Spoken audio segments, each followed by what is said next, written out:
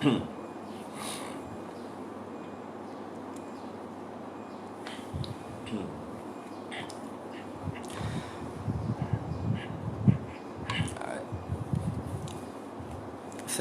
warahmatullahi wabarakatuh. Salam sejahtera, selamat pagi semua dan selamat bekerja. Hari ini hari dah hari Isnin, bersamaan dengan 7 Disember, hari Isnin Okey, semoga hari ini ceria-ceria belaka. Terima kasih pada yang menonton.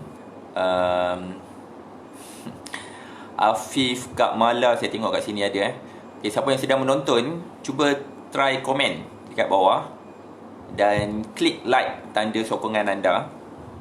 Dah sarapan? Oh, sudah. Saya sarapan seperingkat saja hari ini. Okey, hari ini saya nak jawab satu soalan yang saya tengok datang dari, saya terbaca WhatsApp daripada satu grup. Dia tanya berkaitan dengan ulcer. Ni pun kali pertama saya bawa topik berkaitan dengan ulcer, demi menjawab satu soalan daripada follower konsultan sihat berkaitan dengan ulcer. Apa punca ulcer? Cik Minah. Okey, Kak Minah, waalaikumsalam, selamat pagi. Salam hari Isnin, selamat bekerja kepada yang sedang bekerja Okey, Okey, ulcer ni dia ada banyak, ada 5 keadaan ulcer. Mungkin kita ingat ulcer ni pada mulut saja. Yang kita dengar ulcer ni kat mulut saja. Okey, saya akan cerita ada 5 keadaan ulcer dan bagaimana kita nak atasi masalah ulcer tersebut. Okey, ulcer ni biasanya berkait rapat dengan tekanan.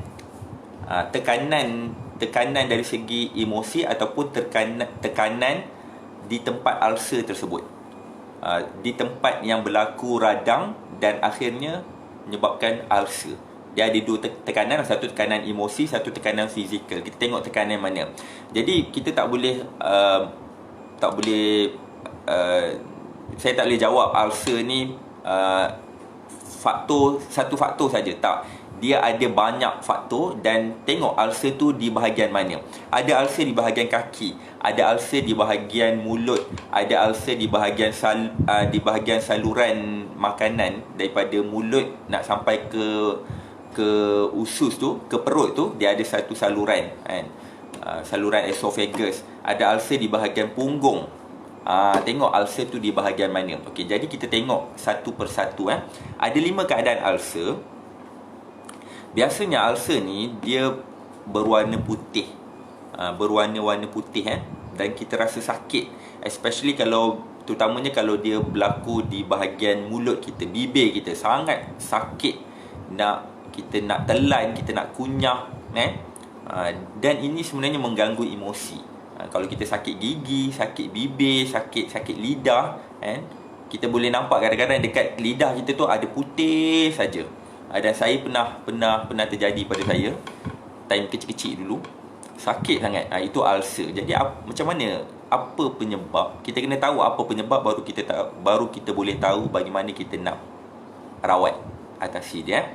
Okey, ada 5 keadaan ulcer. Yang pertama adalah ulcer pada mulut. Ini biasa berlaku dan rasanya semua di kalangan kita ni pernah, kebanyakan di kalangan kita pernah dapat ulcer di bahagian mulut Kita tengok mulut ni, bagaimana ulcer di bahagian mulut boleh berlaku. Dia biasanya disebabkan tabiat tergigit dinding mulut. Kita kunyah laju, kita tergigit di bahagian dinding pipi kita ni, di bahagian dalam dia kita tergigit, ataupun di bahagian bibir, cakap laju-laju, pap, tergigit. Jadi bila kita tergigit di bahagian mulut, tergigit lidah, tergigit bibir, kita sakit.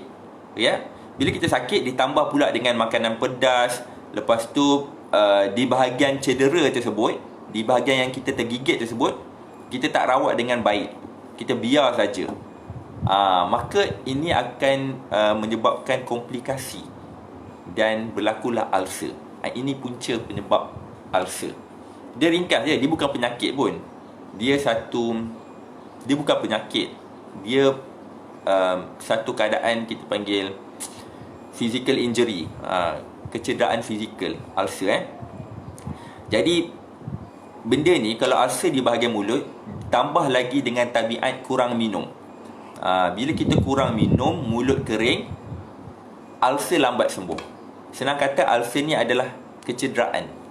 Kita asalnya kalau ulcer di bahagian mulut disebabkan mungkin kita tergigit. Kita tergigit bibir kita, tergigit dalam mulut di bahagian pipi tu kita tergigit, lidah pun kita tergigit, dan kita tak rawat dia dengan baik. Kita tambah lagi dengan dah lepas gigit tu ada luka sikit, kita makan pedas, kita kurang minum air, lepas tu mulut kering, then dia akan berlaku komplikasi.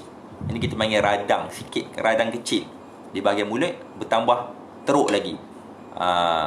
Jadi kena ingat, bila dah ada luka, maka ada sedikit bleeding. Jadi kita tak rawat dengan baik, kita tak keringkan, kita tambah lagi makan dengan makanan yang berminyak, kurang air, maka infection akan berlaku. Jadi dia akan berlaku putih-putih sikit dekat bahagian bibir kalau kita tergigit ulcer. So lagi teruk lagi. Jadi apa yang kita nak buat? Bagaimana kita nak rawat? Bagaimana, apa tip pencegahan kalau ada ulcer di bahagian mulut? Ini bahagian di bahagian yang pertama, mulut. Saya cerita ulcer di bahagian mulut. Okey, apa yang anda boleh buat adalah anda boleh ini tak perlu jumpa doktor pun tak apa. Kalau tak terlalu teruk sangat, kita boleh handle sendiri dengan cara anda boleh pergi mana-mana Guardian ke, Watsons ke, bahagian dental punya part, dental punya bahagian, dental punya section, bahagian gigi. Okay, anda boleh beli kit oral. Kit oral ni ada satu ubat khusus untuk rawat luka bahagian mulut. Mungkin anda pernah dengar jenama Listerine, apa benda yang ubat kumur kan.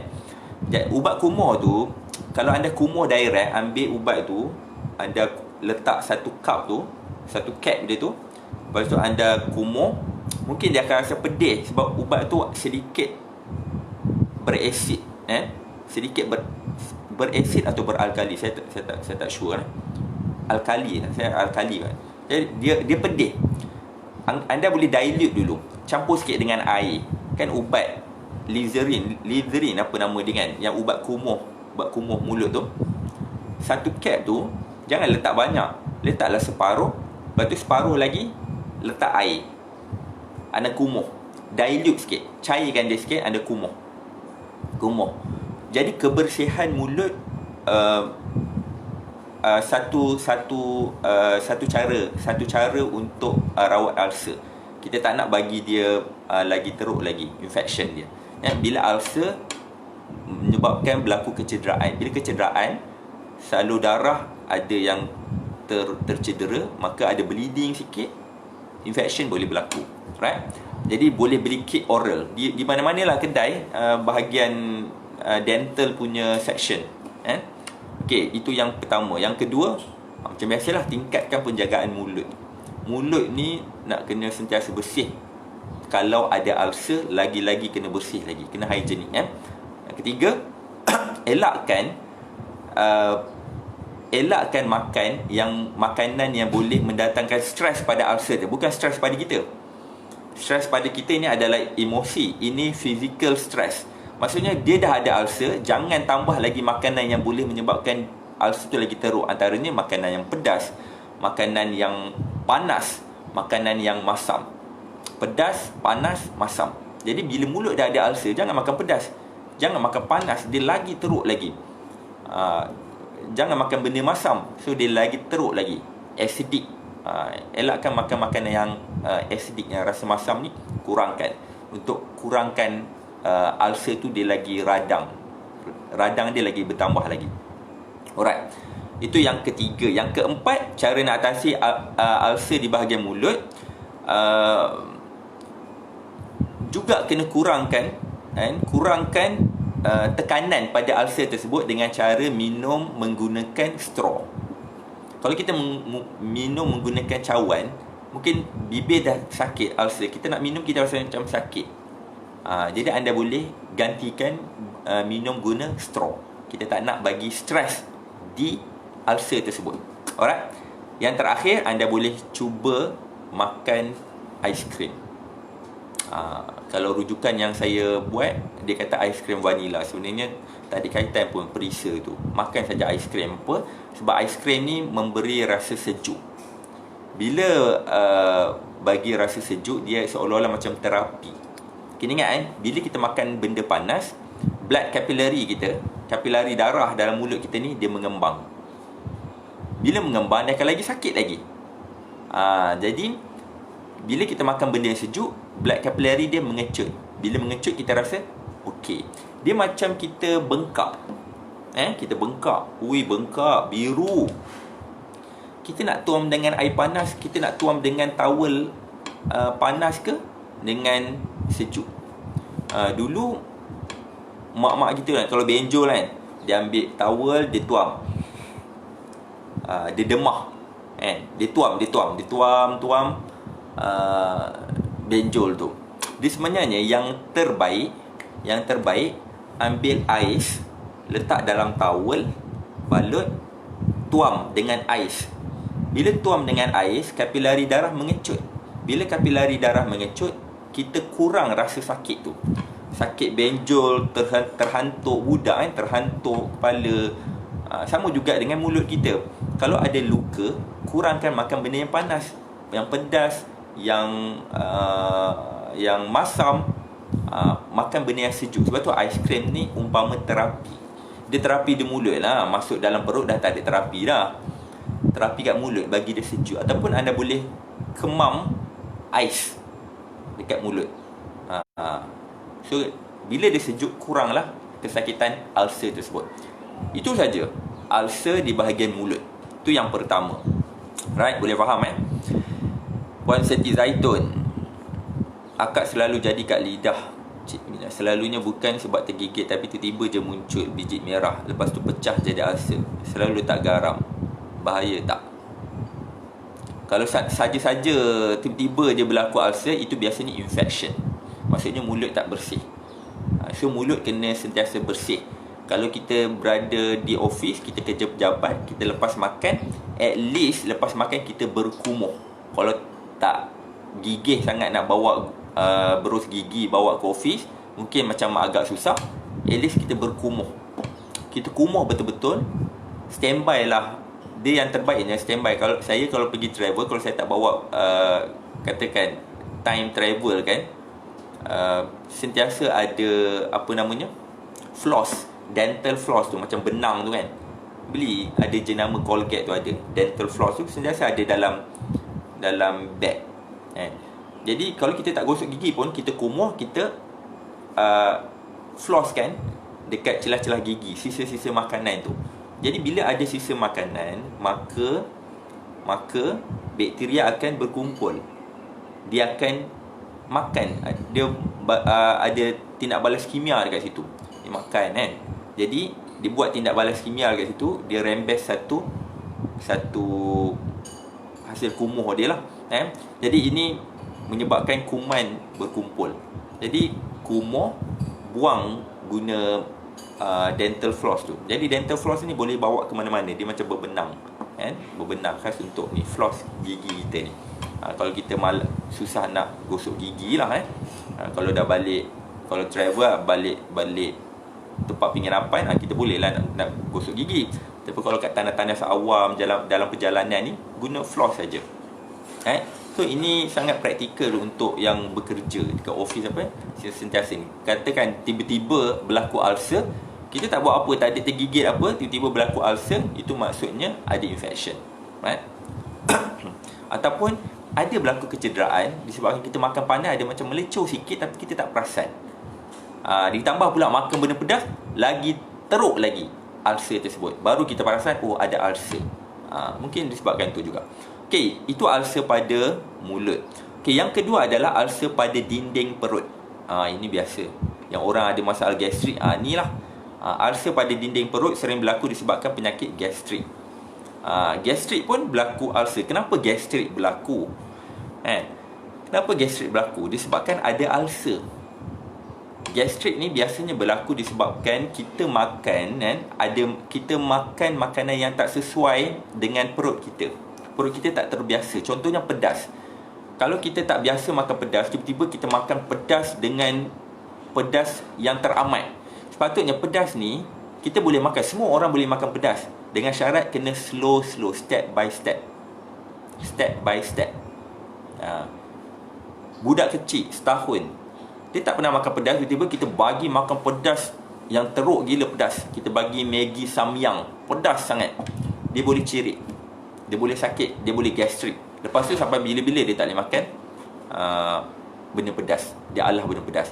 Tapi kita boleh introduce dulu, slow bagi dia makan pedas. Nasi lemak tak adalah pedas sangat, tapi dia dah biasa. Lama-lama dia boleh makan pedas, lama-lama dia boleh tahan. Ni kita boleh ajar sebenarnya tubuh badan. Jadi gastrik ni biasanya berlaku permulaan. Orang yang tak biasa makan pedas, tiba-tiba dia makan pedas yang teruk, yang sangat pedas. Berlakulah sedikit kecederaan pada dinding perut dia. Bila ada berlaku sedikit kecederaan, sebab bila perut kita ni dia tak boleh hadam benda yang terlalu pedas, maka ada sedikit tindak balas di bahagian dinding perut tu, menyebabkan berlaku radang. Bila radang, ada sikit keradangan, ditambah pula dengan makan lagi benda yang masam, yang tak sesuai, bertambah lagi dengan benda yang minyak, masam, panas, maka radang tu dia lagi tambah. Jadilah ulcer. Jadi dapatlah masalah gastrik. Bila dah ada ulcer dekat situ, dekat dinding perut, kan, perut kita ni dirembes dengan asid hidroklorik. Tambah pula kita tak makan apa-apa, perut kosong, asid hidroklorik terkena ulcer tersebut, lagilah sakit. Asalnya kalau kita orang sihat, saya tak ada gastrik, katakan saya perut kosong, saya tak makan apa-apa, maka asid hidroklorik pun dirembeskan, kena pada dinding. Tapi kenapa saya tak berlaku gastrik? Sebab dinding saya tak ada ulcer, tak ada berlaku luka, tak ada berlaku kecederaan, tak ada berlaku radang. Jadi saya tak ada gastrik. Jadi gastrik ni berpunca pada ulcer, salah makan, tabiat makan pedas yang drastik sangat. Dia kena slow, ajar. Bila lama-lama ajar, dia okey. Right? Okey. Biasanya gastrik ni dia sinonim dengan makanan yang bersifat tajam, pedas, panas, masam. Ini so kena kurangkan. Sebab kita tak nak luka ni dia tak baik, dan luka ni berulang-ulang berlaku. Berlaku. Tempat yang sama dah pernah luka, baru nak baik, kan? Kita tak jaga makan, kita makan lagi benda pedas, luka ni baru dah nak baik, dia lagi luka lagi.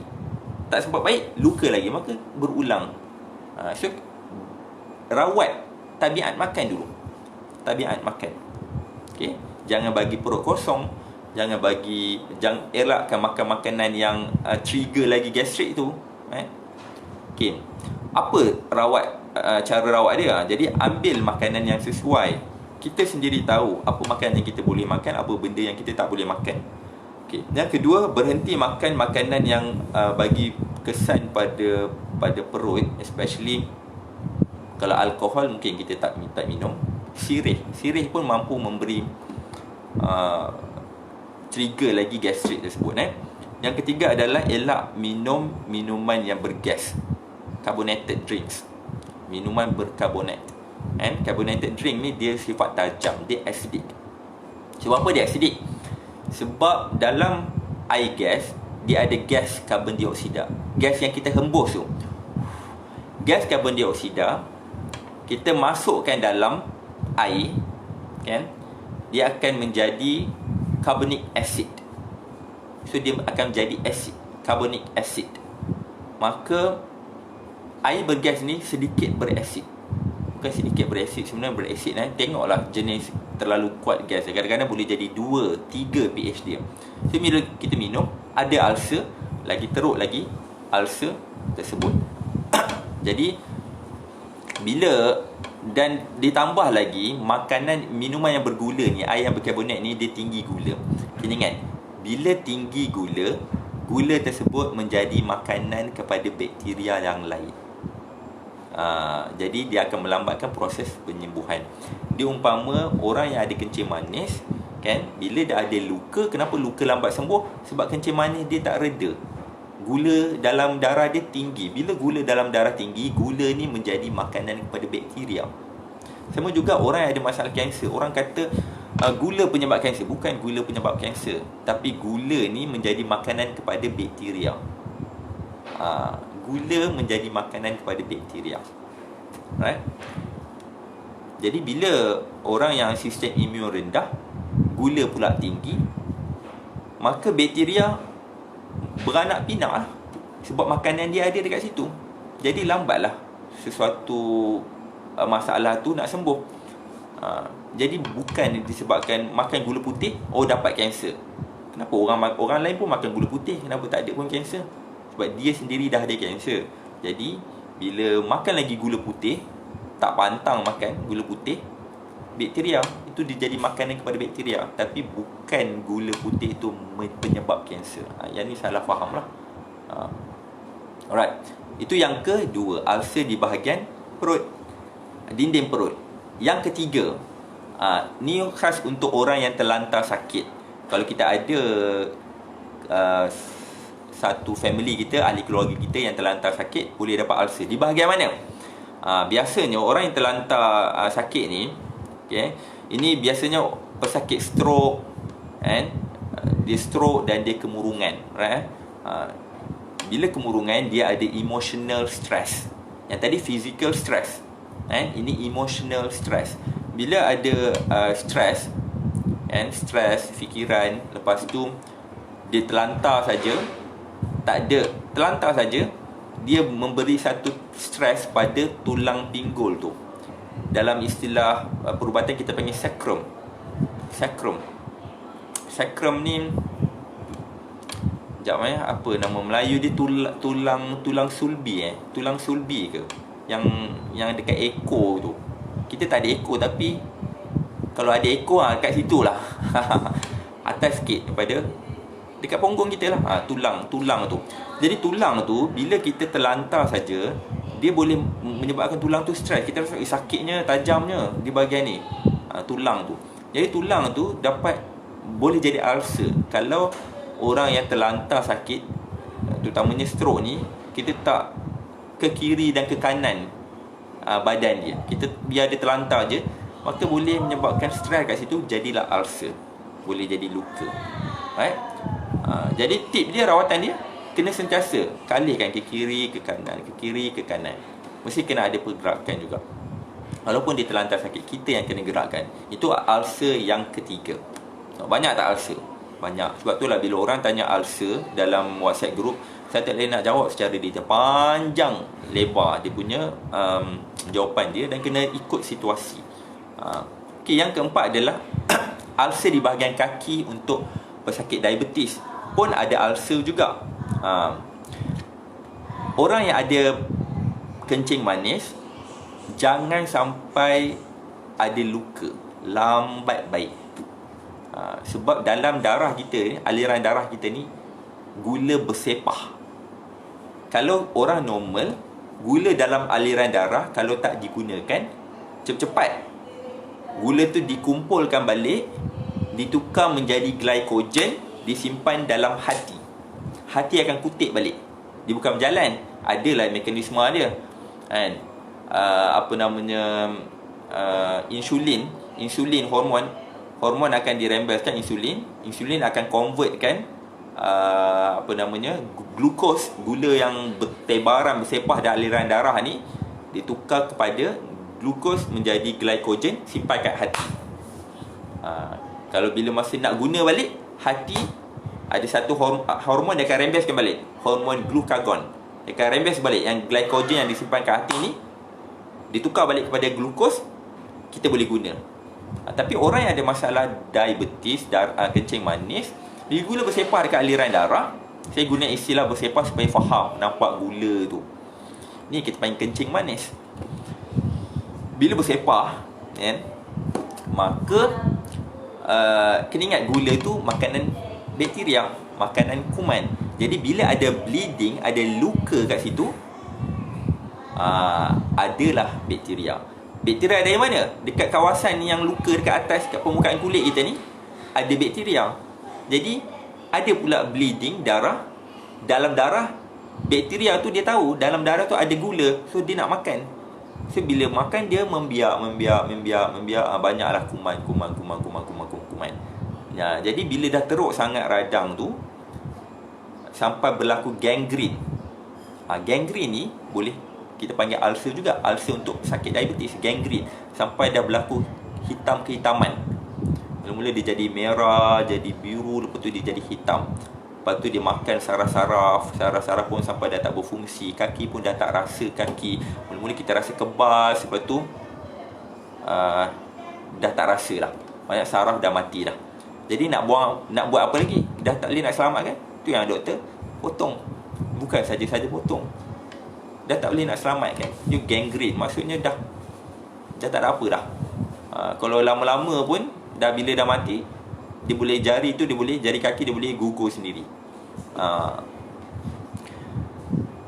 Yang ni disebabkan so gangrene pun kita panggil ulcer di bahagian kaki.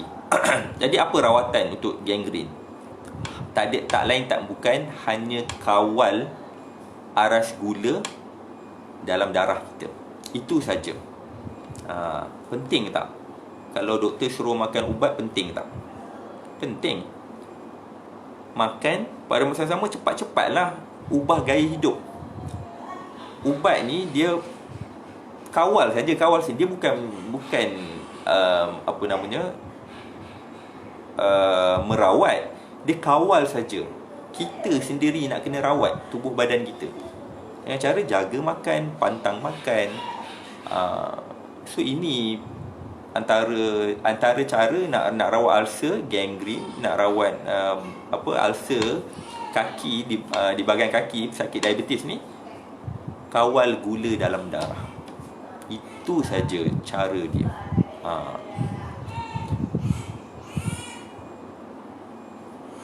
Right. Sebab itulah kita kena dressing. Kalau orang yang ada masalah diabetes, yang kaki dah luka, kita kena dressing. Dressing dia maksudnya kita kena cuci. Kalau tidak dia lagi merebak. Lepas tu kalau dia dah macam membusuk di bahagian, kita kena korek buang. Lepas tu lama-lama berlubang. Korek lagi. Sel-sel yang dah mati kita kena buang. Barulah sel-sel baru dia akan tumbuh balik.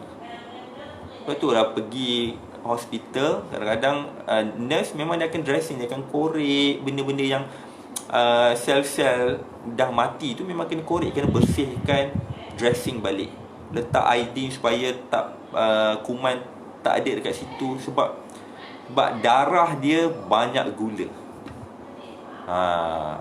Sangat na'udzubillah. Sebab itulah penting elak masalah kencing manis, tahu cara makan. Okey. Yang terakhir, yang kelima adalah ulcer sepanjang saluran makanan. Dipercayai berpunca atau gejala kanser perut. Luka ulcer sepanjang saluran makanan, especially esophagus kita ni. Dipercayai inilah salah satu punca atau gejala bagi kanser perut. Boleh menyebabkan kanser juga. Ni bukan main-main, boleh menyebabkan kanser juga. Jadi kalau ulcer di bahagian saluran makanan, ini kita tak boleh pandai-pandai sebab dia bahagian dalaman. Bila bahagian dalaman, kita kena buat satu ujian saringan untuk kenal pasti bahagian terkena ulcer tersebut.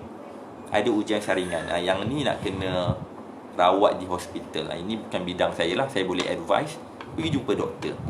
Dia akan tengok, check up. Apa-apa pun kita kena check up. Sebab itulah ulcer ni dia banyak skop dia. Ulcer ni satu saja, luka, radang, physical injury, kecederaan fizikal, dan tak dirawat, ada tekanan lagi, so dia akan ni. Dia bukan tekanan stres tu pun iyalah juga. Tapi dia bukan kita terlalu tertekan tiba-tiba jadi ulcer. Tak juga. Kena tengok juga. Okay. So kesimpulannya, ulcer boleh dirawat kalau kita tahu ulcer tu disebabkan apa. Disebabkan luka, pada masa sama ada infection. Itu saja. Okay. Hafiz Ibrahim, apa beza gula putih dan gula perang? Kesannya pada tubuh badan. Ini rasanya saya dah cerita dulu. Gula putih, gula perang, kedua-duanya datang daripada tebu. Tinggal lagi gula perang ni, gula putih ni, dia ekstrak gula tebu tu, dia ekstrak buang molas. Ada satu bahan kita panggil molas. Molas ni sejenis fiber lah. Bila keluarkan habis molas tu, tak ada molas langsung, jadilah gula tu tinggallah sukrosa semata-mata. Bila sukrosa semata-mata, gula ni dia tak bagi apa-apa nutritional value. Dia hanya membekalkan kalori saja. Kalau gula perang, dia tak ekstrak habis. Dia tinggal sedikit molas. Kalau nak tahu molas ni macam mana, macam gula merah. Gula merah tak ekstrak apa-apa, molas tak keluar, biar macam tu saja. Dia lebih, kalau kita masak, kalau kita panaskan, dia lebih caramel tu, dia lebih rasa caramel. Caramel tu lah rasa molas. Molas tu rasa caramel. Daripada gula merah tu, daripada gula tebu pure punya, kita ekstrak, buang sikit, jadilah gula perang. Ekstrak lagi, buang sikit, buang lagi keseluruhan, jadilah gula putih. Sebab apa dia buang gula molas? Kalau dia tahu benda tu bagus, kalau gula yang ada molas, MOLASSE, ejaan dia MOLASSE, molas. Anda boleh Google, baca molas tu apa. Kalau ada molas pada gula tu, maka glycemic index dia rendah. Maksudnya bila kita makan gula merah yang ada molas, glycemic index dia rendah. Kita makan gula, bila dalam proses tu, glukos yang terakhir tu, dia takkan dilepaskan dalam aliran darah ni secara mendadak. Kalau kita check bacaan gula kita, slow dia naik. Dalam beberapa jam dia akan naik sikit. Berbanding gula yang tak ada molas, macam gula putih, kita bancur dalam air, minum sekejap saja, 15 minit, 30 minit, cek darah, terus naik mendadak. Itu maksudnya glycemic index dia tinggi. Itu beza dia. Jadi mana yang terbaik? Kalau nak orang yang ada masalah kencing manis, nak atasi dia, kita tak nak gula dalam darah ni ada peningkatan secara mendadak, maka ambillah gula yang warna perang ni pun tak berapa tinggi sangat molas. Saranan saya ambil gula kelapa, gula Melaka ni. Jarang orang bancur air guna gula perang, gula merah. Biasanya orang guna, yang terbaik guna gula kelapa, gula Melaka ni. Gula Melaka ni bagus sebab glycemic index dia jauh lebih rendah berbanding gula putih. Glycemic index gula perang ni, dia tak adalah terlalu rendah sangat, tapi dia lebih rendah berbanding gula putih. Bagus je kalau orang normal, kita tak ada masalah macam mana, bagus juga. Sekarang ni jenama CSR, gula CSR ni, jenama CSR pun dah ada gula perang, dia tulis glycemic index rendah. Beli yang itu untuk langkah pencegahan daripada darah tinggi. Jadi pendek kata sebenarnya, kurangkan makan gula, makan benda yang bermanis. Itu beza dia. Adakah sakit gastrik yang dirawat boleh menjadi ulcer perut? Gastrik tu adalah ulcer. Gastrik itulah penyebab ulcer. Mana orang yang ada gastrik dah ada ulcer dah. Tinggal lagi, sepatutnya kena tanya saya, adakah gastrik tu boleh menyebab kanser perut? Yes. Jawapannya yes. Kalau ulcer gastrik tersebut tak dirawat. Gastrik tu disebabkan ulcer. Mana orang yang ada gastrik memang dah ada ulcer. Alright, itu saja perkongsian daripada saya.